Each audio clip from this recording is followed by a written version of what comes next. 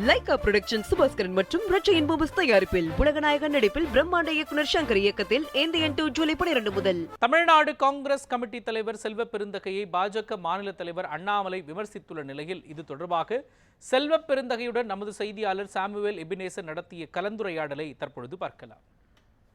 பாரதிய ஜனதா தமிழக மாநில தலைவர் அண்ணாமலை காங்கிரஸ் மாநில தலைவர் குறித்து அவதூறாக பேசி இவருடைய பெயர் குற்றப்பதிவில் இருப்பதாக சொல்லியிருந்த இது சர்ச்சையான நிலையில் தற்பொழுது காங்கிரஸ் மாநில தலைவர் செல்வம் பெருந்தகை நம்மோடு இருக்கார். அவரு கேட்கலாம். ஐயா வணக்கம். அண்ணாமலை அவருடைய பேச்சு நீங்க எப்படி பார்க்குறீங்க?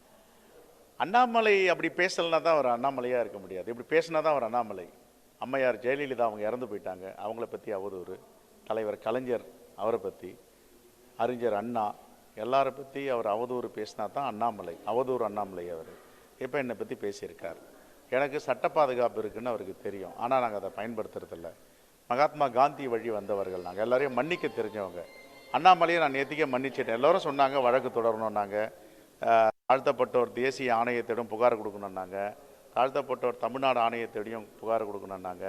அவங்க சொன்னதை நான் அப்படியே மறுதளிச்சிட்டேன். நம்ம மகாத்மா காந்தி வழியும் அம்பேத்கருடைய கொள்கையும் பின்பற்றியவர்கள், அவரை மன்னித்து விடுவோன்னு.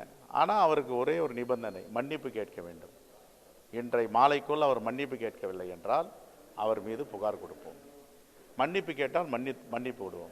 அப்படி என்றால் அவர் நிரூபிக்கணும், நான் எந்த இடத்துல ஹிஸ்ட்ரி ஷீட்டராக இருந்தேன், எந்த இடத்துல ரவுடி ஷீட்டராக இருந்தேன் நிரூபிக்கணும். நிரூபிக்க தவறினால் அவர் மீது கண்டிப்பாக வழக்கு தொடருவோம். அவர் அதை எதிர்கொண்டு தான் அவனை சிறைக்கு போகிறதுக்கு அவர் தயாராக இருக்கணும். தொடர்ந்து பாஜகவினருடைய குற்ற அதாவது படிவத்தை இப்போ நீங்கள் வெளியிட்டிருக்கீங்க. அந்த ரவுடிகள் லிஸ்ட்டு பாஜக நிர்வாகிகள் தான் ரவுடிகளாக இருக்காங்கன்னு அது இப்படி சட்டம் ஒழுங்கு கெட்டு போச்சு, சட்டம் ஒழுங்கு கெட்டு போச்சு என்றாரு. சட்டம் ஒழுங்கு கெடுக்கிறவங்கள தான் அவர் கட்சியில் எல்லாரையும் சேர்த்து வச்சுட்டு இருக்காரு.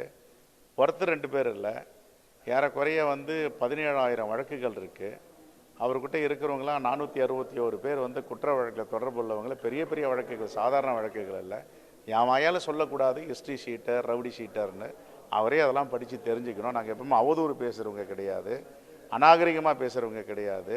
அண்ணாமலை மாதிரி அவருடைய பின்புலம் என்னென்னு மாண்பு முதலமைச்சர் உளவுத்துறை கொடுத்ததை அவர் வெளியிட்டிருக்கார், பேசியிருக்கார்.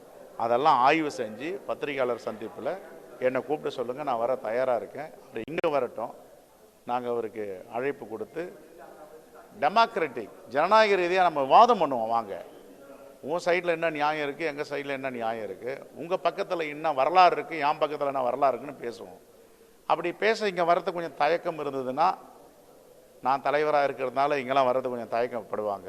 நான் அங்கே வர்றதுக்கு தயாராக இருக்கேன். கமலாலயம் வருவதற்கு நான் தயாராக இருக்கேன். வாதம் பண்ண அவர் தயாராக இருக்காரா கேளுங்க. ஜனநாயக அடிப்படையில் வாதம் பண்ணுவோம். செய்தியாளர் சாமுவேலுடன் ஒளிப்பதிவாளர் தருண், நியூஸ் 7 தமிழ், சென்னை.